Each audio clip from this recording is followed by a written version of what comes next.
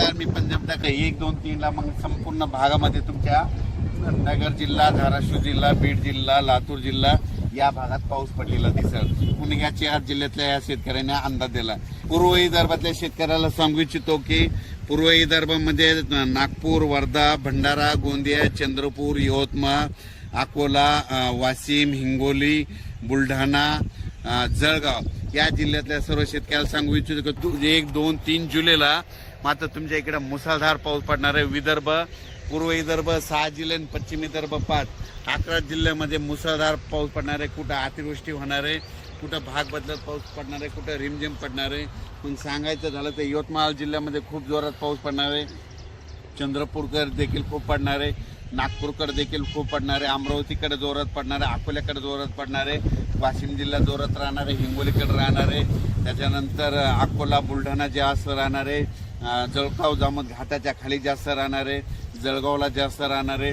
तिकडे पाऊस पडत असल्यामुळे त्याच्यामुळे जालन्याला देखील पाऊस पडणार आहे, संभाजीनगरला देखील पडणार आहे. म्हणजे सांगायचं झालं तर पूर्व आणि पश्चिम विदर्भ 11 जिल्ह्यामध्ये चांगला पाऊस पडणार आहे.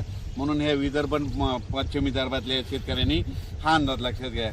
पश्चिम महाराष्ट्राकडे म्हणजे आज 1 जून म्हणजे आज देखील पश्चिम महाराष्ट्रामध्ये चांगल्या प्रकारच्या बऱ्याच ठिकाणी भाग बदलत पाऊस सुरू होणार आहे. सांगलीकडं, साताऱ्याकडं, त्याच्यानंतर पंढरपूरकडे देखील, नगर जिल्ह्यात देखील बऱ्याच ठिकाणी पाऊस सुरू होणार आहे. म्हणून हे पश्चिम महाराष्ट्रातल्या शेतकऱ्यांनी अंदाज लक्षात घ्यायचा. सोलापूरकडे देखील बऱ्याच ठिकाणी पाऊस पडणार आहे.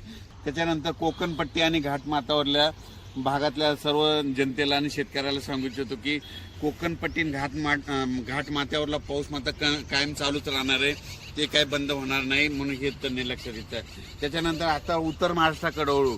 उत्तर महाराष्ट्राकडे सांगायचं झालं तर नाशिक जिल्ह्याकडे जोरदार पाऊस सुरू राहणार आहे, त्यांचा पाऊस काही बंद होणार नाही. म्हणून हा अंदाज त्यांनी लक्षात घ्यायचा. धुळे, नंदुरबार, जळगाव या 40गाव, पारोळा या ठिकाणी देखील ह्यामध्ये 3 जुलैपर्यंत जोराचा पाऊस राहणार आहे. म्हणून हे अंदाज लक्षात घ्यायचा.